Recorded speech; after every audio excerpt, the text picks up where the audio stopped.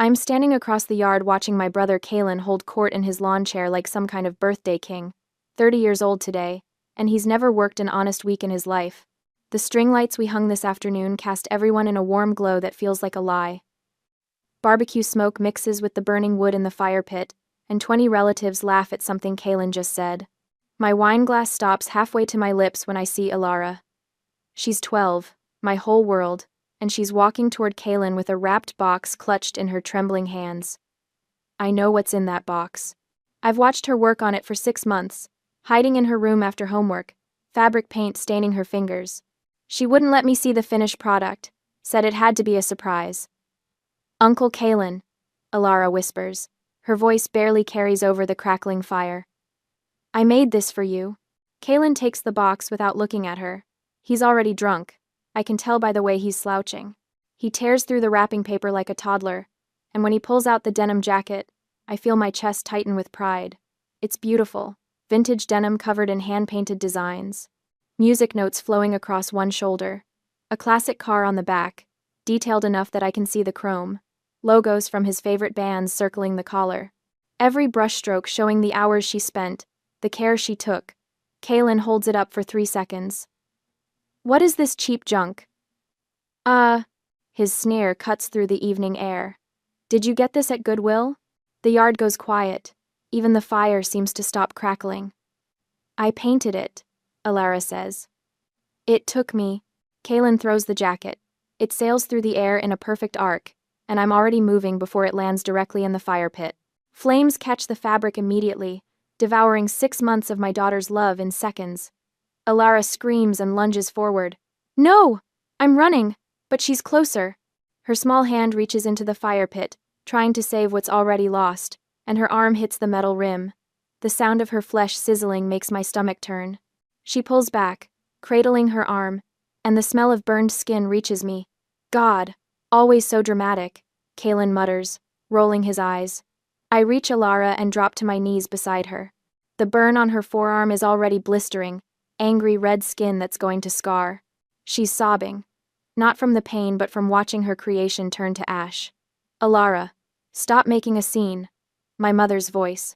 Deirdre Vaughn, master of the guilt trip, walking over with my father Arlo trailing behind her. It's your uncle's birthday. I look up at them. Really look at them. At Deirdre in her new blouse that I paid for. At Arlo avoiding eye contact like he always does when Kalen crosses a line. A memory hits me hard. I'm 8 years old, showing off my new bike, shiny red with a white basket. I saved my allowance for a year. Then 5-year-old Kalen starts crying because he wants it, and suddenly I'm handing over my bike because big sisters share, and family takes care of family. I've been giving him things ever since. My salary as senior data analyst at Data Tech Solutions is $145,000 a year. $1,800 of that goes to my parents' rent every month. $500 for their utilities. Then there are Kalen's business ventures. The vape shop that failed. The crypto scheme. The food truck that lasted 3 weeks. $67,000 over 3 years. And I have the bank statements to prove it. I've been their ATM. Their safety net. Their solution to every problem. But Alara is crying, and her arm is burned, and nobody in this yard full of relatives is doing anything but looking uncomfortable. I set my wine glass down on the grass with deliberate care. The kind of precision I use at work when I'm about to deliver bad news to a client. We're leaving, I say. Marissa. Deirdre's voice has that warning tone. The one that used to make me cave immediately. You're overreacting. She's fine. I scoop Alara up without responding. She's 12 but small for her age, and she tucks her head against my shoulder. Her tears soak through my shirt. Marissa. My father finally speaks. Don't embarrass us like this. I look at him. At all of them. 20 relatives who watched a grown man throw a child's gift into a fire and did nothing. My keys are in my pocket. I dig them out with one hand while holding Alara with the other. Mom? Alara whispers against my neck. It hurts. I know, baby. We're going to the hospital. Kalen laughs from his lawn chair. Actually laughs. She barely touched it. Stop being so sensitive. Something inside me that's been bending for 41 years finally snaps. Not with a dramatic crack, but with a quiet, definitive click. Like a door locking from the inside. I don't say another word. Not to Kalen, not to my parents, Not to anyone. I walk across the yard with Alara in my arms, and the only sound is my car keys jangling and my daughter's soft sobs. Behind me, Deirdre calls out something about me ruining the party, about being selfish, about disappointing the family. I open the back door of my Honda CR-V and help Alara inside. Her burned arm needs to be elevated. I grab a sweater from the front seat and gently wrap it around her shoulders. "We're okay," I tell her. "We're going to be okay." When I back out of the driveway, I see them all standing there in the glow of the string lights. My mother with her arms crossed, my father looking at his shoes, Kaylin already reaching for another beer. 20 relatives watching me leave, and not one of them follows. At the hospital, the emergency room fluorescent lights are cruel. They show every detail I don't want to see. The way Alara's face is still blotchy from crying, the angry red burn wrapped around her forearm, the dried blood on my shirt collar where she pressed her face against me in the car. Dr. Matthews is maybe 50, gray at the temples, and he's examining Alara's arm with the kind of careful attention that makes my throat tight. His fingers are gentle as he measures the burn. "2nd degree," he says. The blistering extends 4 inches along her inner forearm. How did this happen? He's looking at me now, not Alara. "My uncle threw my art project in a fire," Alara says before I can answer. Her voice is small. I tried to get it out. Dr. Matthews' jaw tightens. He sets down his measuring tape and pulls up a stool, sitting so he's eye level with both of us. I need to explain something.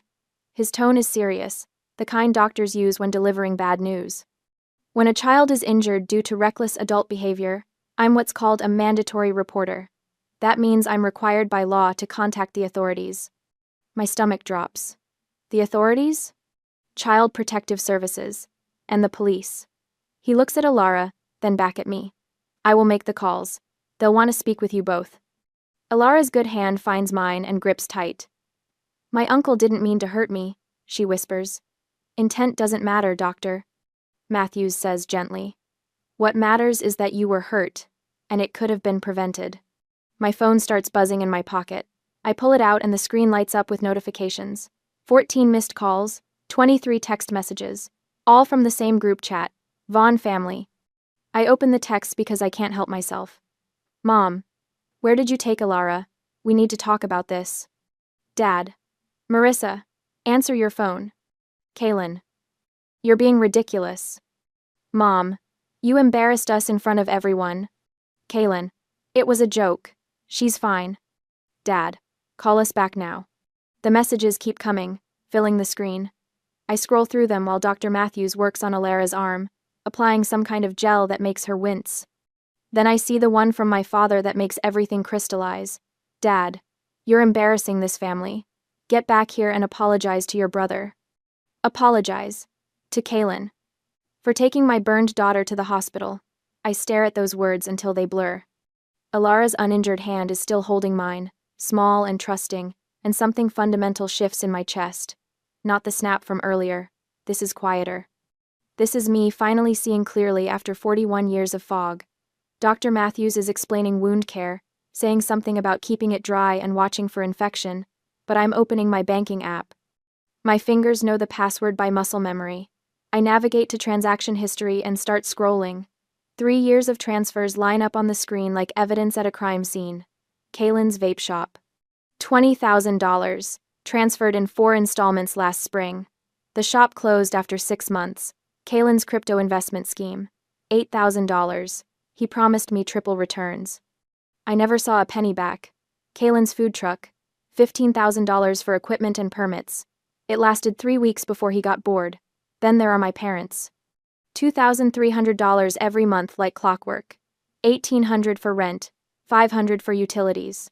But I remember Mom posting photos from that Caribbean cruise in July. I remember Dad buying a new riding mower in August.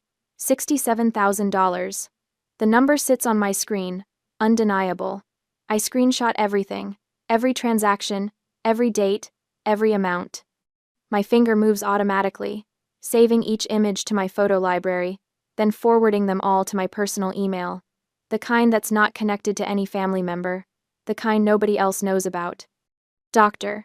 Matthews is wrapping Alara's arm now, white gauze circling the burned skin. I open the Vaughn family group chat, and attach 2 screenshots. My last pay stub showing my salary at Data Tech Solutions, and a calculation I've been avoiding for years. Rent payments, utility payments, failed business ventures, every dollar listed with dates. My thumbs hover over the keyboard. I type, "The police are on their way. The ATM is closed. You are on your own." Send.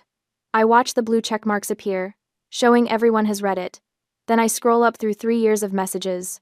Every guilt trip, every manipulation. Every time they made me feel like I owed them something. I mute the chat. Then I block Deirdre's number, Arlo's number, Kaylin's number. The phone stops buzzing. Mom? Alara is looking at me with wide eyes. What did you do? Something I should have done a long time ago. My voice sounds steadier than I feel. There's a knock on the exam room door. A woman in slacks and a blazer steps in, holding a tablet. Behind her is a uniformed police officer, young enough to be my nephew, with kind eyes and a notebook. "Miss Lewis? I'm Sandra from Child Protective Services. This is Officer Morrison. We need to ask you some questions about tonight." I stand up, still holding Alara's hand. "I'll tell you everything," I say. And I do. The birthday party, the handmade jacket, Kaylin throwing it into the fire, Alara lunging after it, the burn, the family telling me I was overreacting. Every detail spills out in chronological order, the way I'd organize data at work. Officer Morrison writes it all down. Sandra's face remains carefully neutral, but I see her glance at Alara's bandaged arm more than once. "We'll need to speak with your brother," Officer Morrison says. "And your parents." Good luck with that. The words come out harder than I intend. They're probably still at the party. My phone buzzes. Not from the family group chat, since I muted that. This is a different notification, a voicemail from a number I don't recognize. I put it on speaker without thinking. "Marissa." Deirdre's voice fills the exam room. She must have borrowed someone's phone.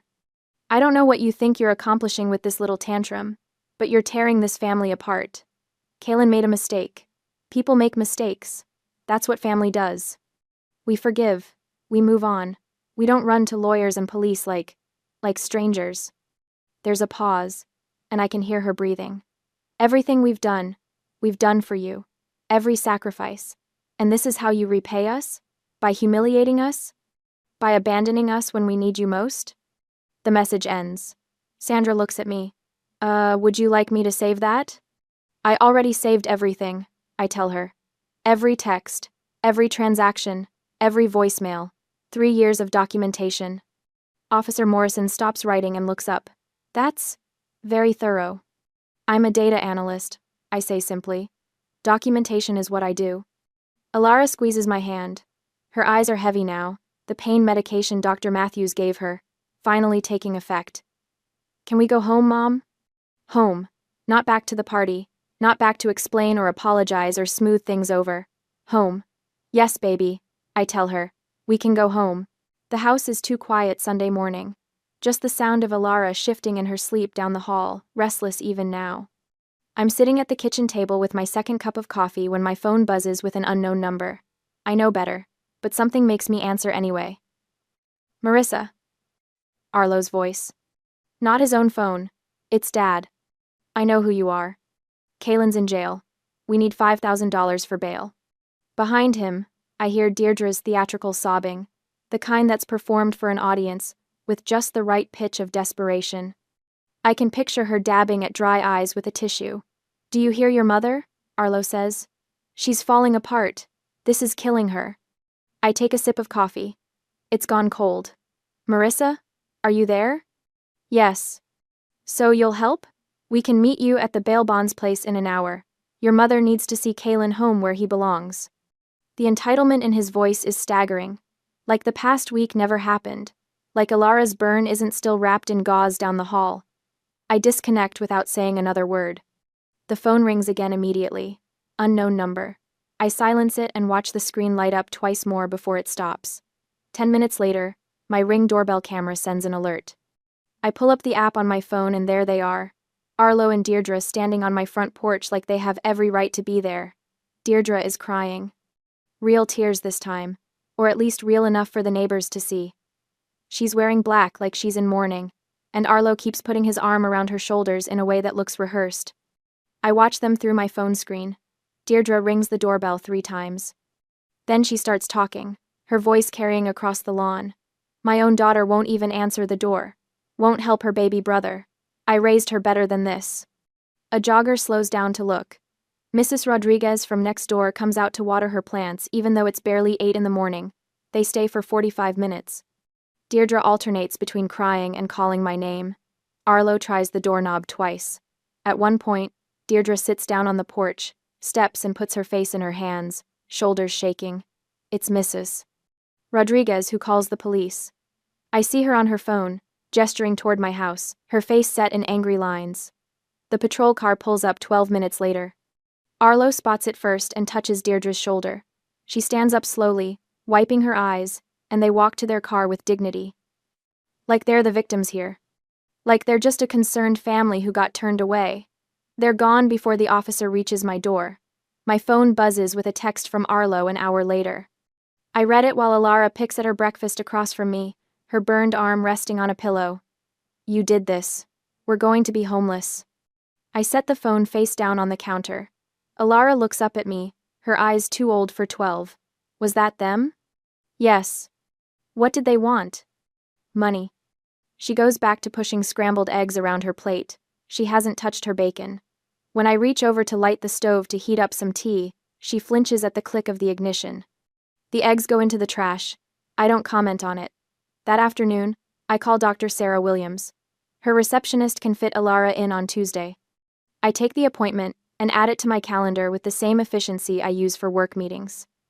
Tuesday evening, Alara comes out of her first therapy session with red eyes. Doctor. Williams walks her to the waiting room and gives me a look that says everything without words. Same time next week, Dr. Williams says gently. In the car, Alara stares out the window. We're halfway home when she finally speaks. Did I do something wrong? My hands tighten on the steering wheel. What? With the jacket. Was it not good enough? I pull into a parking lot and put the car in park, turn to face her. You did nothing wrong. Not one single thing. Then why did he? Because he's broken inside. And broken people break things. That's not your fault. She nods, but I can tell she doesn't believe me yet. Her art supplies are still untouched in the corner of her room. I saw them this morning when I went to wake her up. Wednesday brings Aunt Cheryl. I don't recognize the Arizona number, so I answer thinking it might be work-related. Marissa, honey. Her voice drips with false concern. Your mother called me. She's devastated. I'm sure she is. Now I know there's been some family drama, but family takes care of family. Your parents raised you. They sacrificed so much. And Kalen, well, he's just going through a rough patch. We all need help sometimes. The speech sounds rehearsed. Probably because it is. I can hear Deirdre's words coming out of Cheryl's mouth. I'm protecting my daughter. This conversation is over. I hang up before she can respond. Thursday changes everything. Jennifer Morgan calls me back. I found her through the domestic violence resources the hospital gave us, and I wasn't sure she'd take the case. But her voice is crisp and professional when she speaks. I'm taking this pro bono. I've seen cases like this before. We're filing for a restraining order against your entire family. The whole family? Your parents enabled the assault. Your brother committed it. Anyone who contacts you on their behalf becomes part of the harassment pattern. We're building a wall, Marissa. A legal wall they can't climb over? That same afternoon, I freeze both mine and Alara's credit reports. Jennifer walks me through it on the phone, explaining how my mother knowing our social security numbers makes us vulnerable. Identity theft is common in these situations, she says. Financial abuse doesn't stop just because you cut off access. The security system gets installed Friday morning. Cameras at every entrance. Motion sensors. A panic button by my bed. The technician shows me how to access everything from my phone. You'll get alerts for any movement, he explains. You can review footage going back 30 days. Friday afternoon, my work phone rings. Harrison. Marissa? Got a minute? I close my office door. Of course. The director position. It's yours if you want it. $175,000 base salary. You've earned this. I sit down hard in my desk chair. $30,000 more a year. Money that used to go to my family's rent, their utilities, They're emergencies that were never really emergencies. I want it. I say, congratulations. Paperwork will be ready Monday. That night, Alara is having another nightmare. I hear her crying through the wall and go to her room. She's tangled in her sheets, whimpering about fire. I sit on the edge of her bed and smooth her hair back. She wakes up slowly, her eyes focusing on me in the darkness. Mom? I'm here. I dreamed the whole house was burning. All my drawings. Everything. Just a dream. We're safe. She burrows against my side, and I hold her until her breathing evens out. But I don't leave. I stay there, watching her sleep, thinking about the spreadsheet I made earlier. $1,800 for rent, $500 for utilities, countless loans that were never paid back, $67,000 over 3 years. I've been funding my own abuse, paying them to hurt us. The realization sits in my chest like a stone. It's almost 4 o'clock when my phone buzzes with a security alert. I'm back in my own room, reviewing the restraining order paperwork Jennifer sent over, when the notification lights up my screen. Motion detected at garage. I pull up the camera feed. The image is grainy in the darkness, but the motion-activated lights click on, and I see him clearly. Kalen. He's walking toward my garage with that distinctive swagger. The entitled roll of his shoulders. His hands are carrying something metal. A crowbar, maybe. Or a tire iron. He stops at the garage door and looks directly at the camera. Smiles. My finger hovers over 911 on my speed dial. My other hand is already taking screenshots, documenting everything. Evidence for Jennifer. Proof for the restraining order. Kalen raises the metal object and takes a step closer. I press call. 911. What is your emergency? There is an intruder at my garage, I whisper, my eyes glued to the screen. On the feed, the motion sensor floodlights blaze to life, blindingly bright. Kalen flinches, shielding his eyes. He spots the camera lens, creates a rude gesture, and stumbles backward. He turns and runs into the darkness, just as the distant wail of a siren cuts through the night. He got away. For now. The morning after Kalen's garage prowling, I sit at my kitchen table with a cup of coffee going cold between my hands. The police arrived 3 minutes too late last night. They took a report, patrolled the neighborhood, but he was gone. My phone shows 3:47 a.m. on the security camera footage, Kalen's distinctive swagger as he approached my garage. The metal tool in his hands catching the motion sensor light. I have the report number.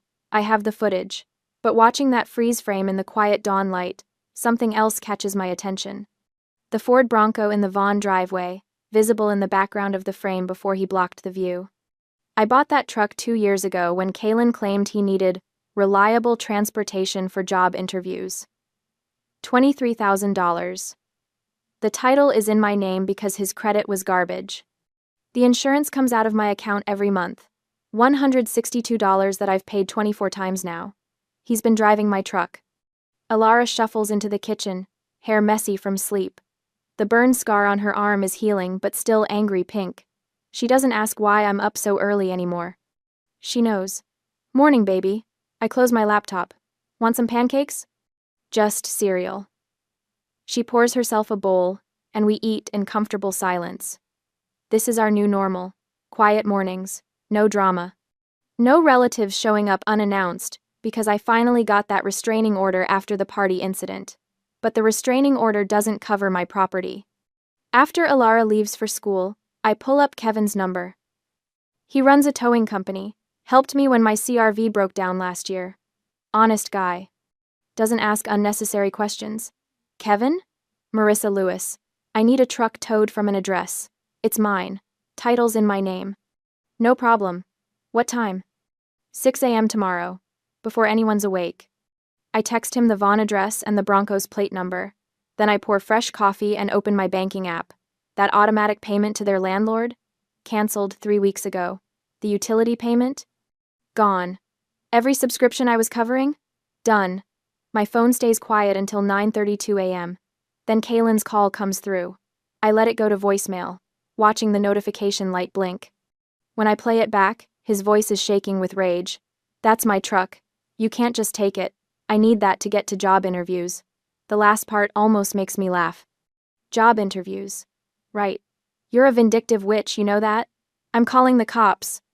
I forward the voicemail to Jennifer Morgan, my attorney. Her response comes back in 2 minutes. Beautiful. He just admitted he's been using your property. Want me to respond? Please. Jennifer's email to Kaylin is 3 sentences.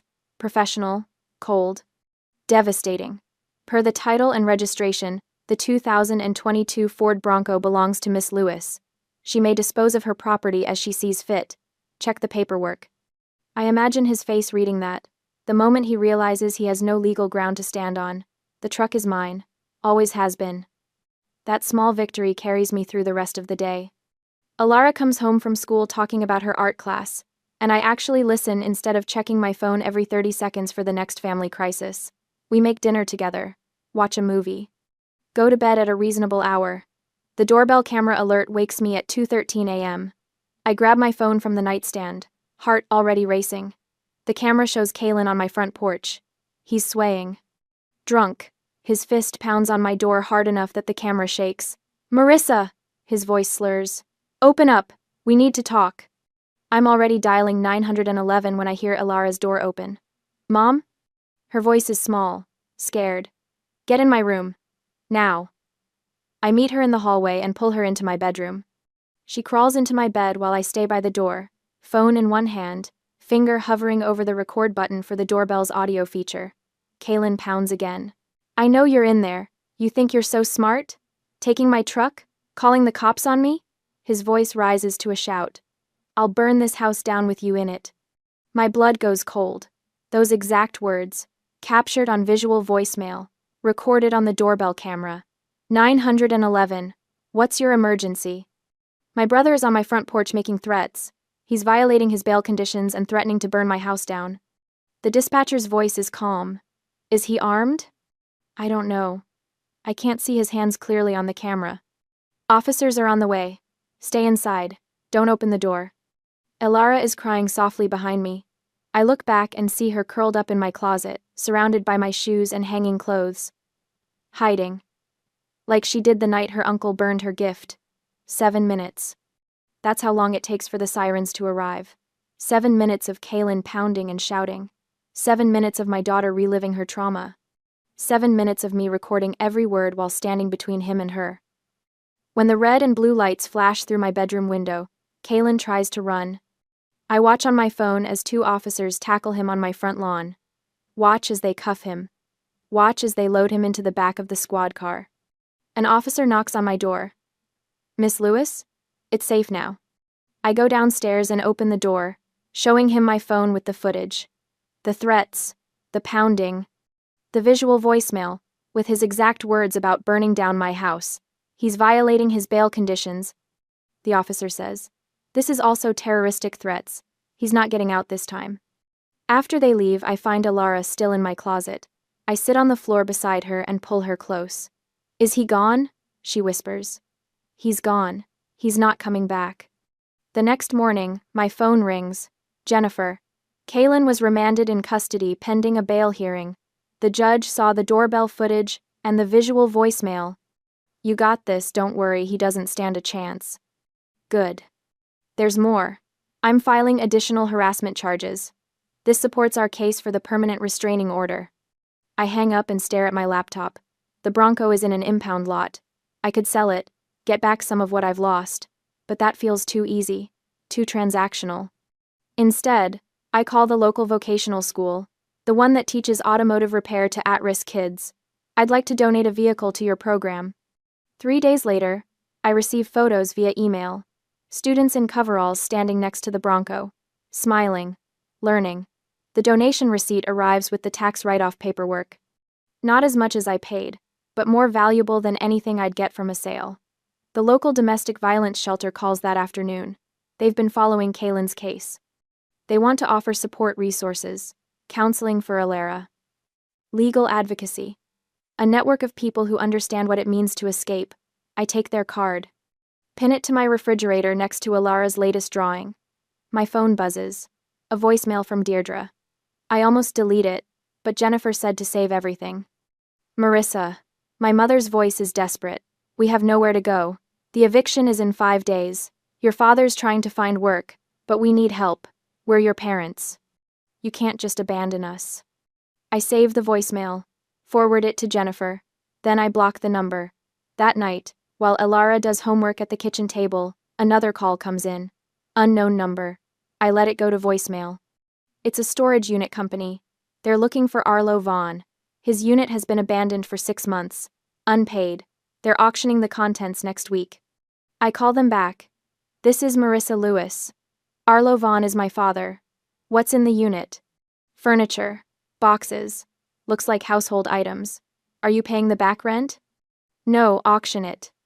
Because that's the pattern, isn't it? They've been living beyond their means long before I started funding their lifestyle. The cruises while I paid their rent. The new cars while I covered Kaylin's bail. The storage unit they couldn't afford while demanding I support them. I was never helping. I was enabling. Jennifer calls again the next morning. The extended family is asking questions. Your Aunt Cheryl called my office. What did you tell her? That you have no comment. But Marissa? They're starting to see the truth. The eviction. The arrests. The storage unit. They're connecting the dots. I hang up and look at Elara. She's drawing again, for the first time since the fire, her hand moving across the paper with confidence. The ATM is permanently out of service. And I'm never opening for business again. Day 29 of the eviction notice, and my email inbox chimes with a sound I used to dread. Deirdre's name appears on the screen, and my finger hovers over the delete button. But Jennifer told me to save everything, so I open it. The subject line reads, "Please, just listen." 2 photos load first. Me at 7, Kaylin barely 3, both of us on a backyard swing set. Another one from some Christmas, Kaylin opening presents, while I help him tear the wrapping paper. The email itself is short. These were happier times, weren't they? Before you turned your back on us. I wonder what Elara would think if she knew what kind of person her mother really is. I still have yours and Elara's social security numbers from when we did your taxes, remember? Think about what you're doing to this family. I read it twice. The threat is clear enough. Identity theft wrapped in a blanket of guilt and nostalgia. I forward it to Jennifer with a single line. Is this what I think it is? Her response comes back in under 5 minutes. Oh, this is beautiful. Screenshot everything. This helps us significantly. I don't feel beautiful. I feel tired. But I screenshot the email, save the photos with timestamps, and add it to the folder labeled Evidence that now contains 47 items. The emergency hearing for the permanent restraining order happens 3 days later in a courtroom that smells like floor polish and old paper. Jennifer sits beside me at the plaintiff's table, her burgundy blazer sharp and professional. Across the aisle, my parents have some public defender who looks fresh out of law school. Kaylin appears on the video screen from county jail, orange jumpsuit stark against the white wall behind him. His hair is shorter than I remember, and there are dark circles under his eyes.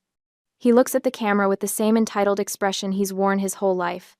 Judge Patricia Williams is in her 60s, gray hair pulled back, reading glasses perched on her nose. She's reviewing the evidence packet Jennifer submitted. Videos of the birthday party, the hospital report with photos of Elara's burn, transcripts of Deirdre's voicemails. The email with its thinly veiled threats. Mr. and Mrs. Vaughn, Judge Williams says without looking up. I've reviewed the Child Protective Services report. It confirms that your grandson's actions constituted child endangerment, and that you, as adults present, failed to intervene or seek medical attention for the minor. Deirdre starts to speak, but the public defender touches her arm. She ignores him. Your Honor, we're her parents. Marissa is overreacting to a simple accident. Kaylin didn't mean any harm. That jacket was practically garbage anyway, and Elara shouldn't have been so sensitive about. Mrs. Vaughn. The judge's voice cuts through the courtroom like a blade. Your son threw a child's handmade gift into a fire. When that child attempted to retrieve it, she sustained second-degree burns requiring emergency medical treatment. Your response was to tell her to stop making a scene. Is that your testimony? My mother's mouth opens and closes. Beside her, my father stares at his hands. Judge Williams looks at the screen where Kaylin sits. Mr. Vaughn, you were arrested for making terroristic threats against your sister. The doorbell camera footage shows you intoxicated at 4 a.m, first, then once again threatening to burn down her house with her and her daughter inside. Do you dispute these facts? Kaylin shrugs. I was drunk. People say stupid stuff when they're drunk. People say what they mean when they're drunk. Judge Williams responds. She removes her reading glasses and looks directly at him through the screen. They just lose the filter that usually stops them from saying it out loud. She picks up another document. I'm also reviewing an email sent by Mrs. Vaughn containing what appears to be a threat to misuse hers and her daughter's social security numbers. Mrs. Vaughn. Did you send this email? Deirdre's face goes pale. I was upset. I wasn't actually going to. Answer the question. Did you send it? Yes. But. Thank you. Judge Williams makes a note on the paperwork in front of her. She looks at me for the first time, and her expression softens slightly. Miss Lewis, I'm issuing a comprehensive restraining order valid for 5 years. The defendants are prohibited from any contact with you or your daughter. That includes phone calls, emails, text messages, social media contact, or third-party communication. They must maintain a distance of at least 500 feet from your residence, your daughter's school, and your workplace.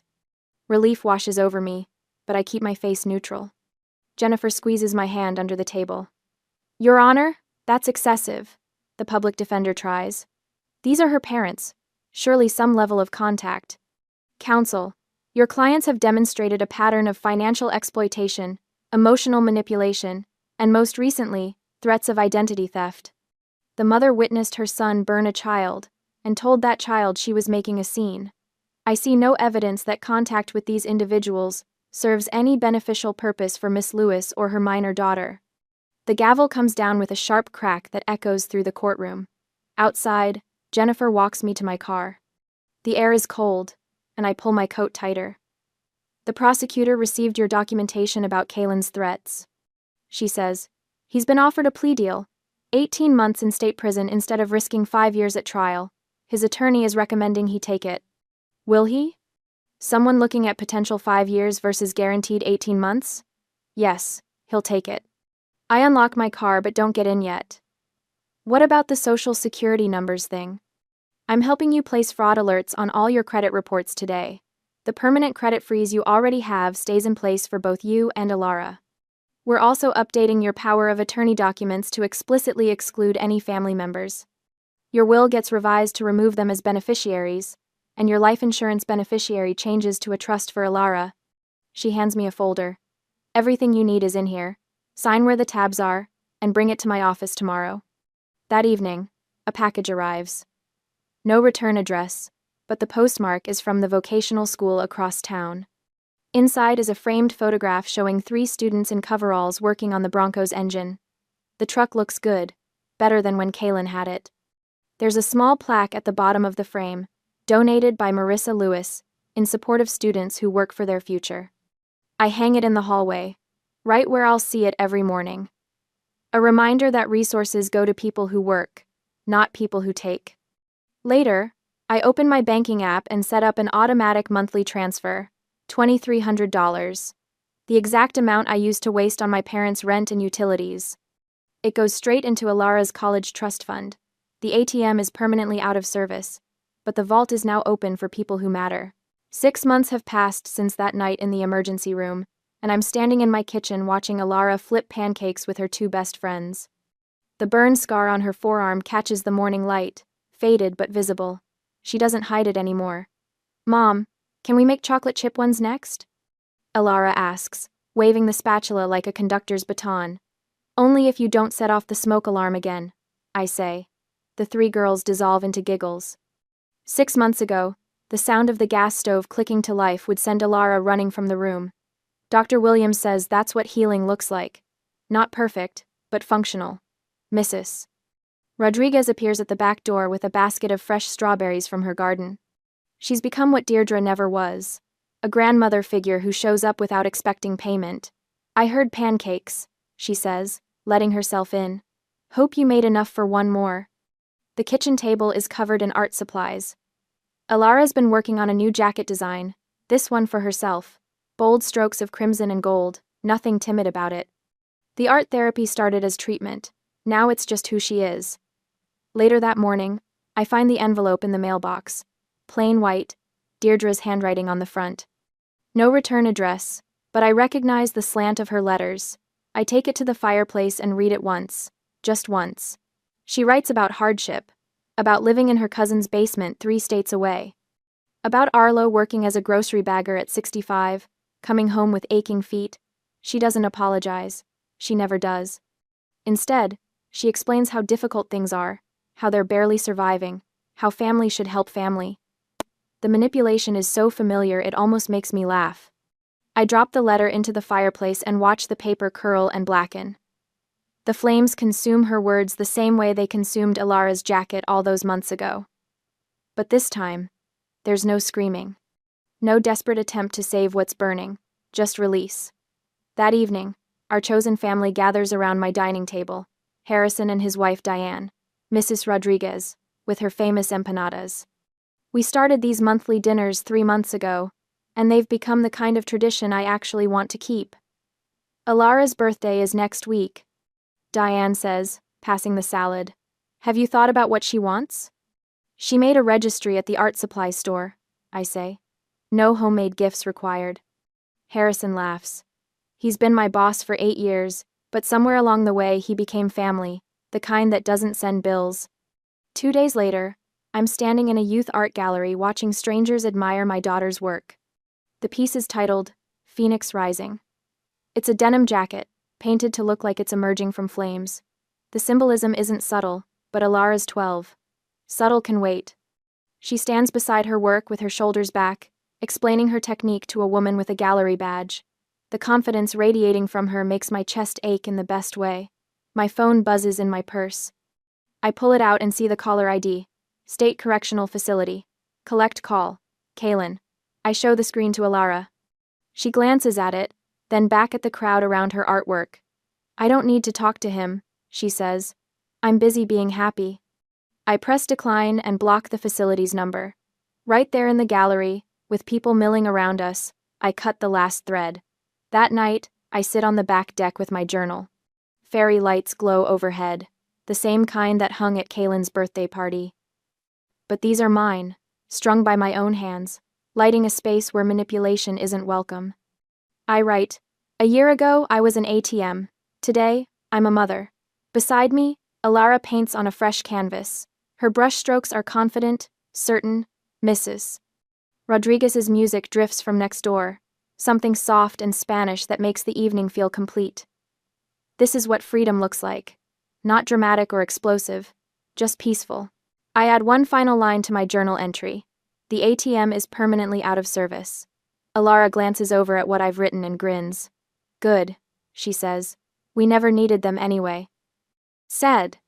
She's right. We didn't. Have you ever had to choose between family and your child's safety? Sometimes love means letting go. What would you have done?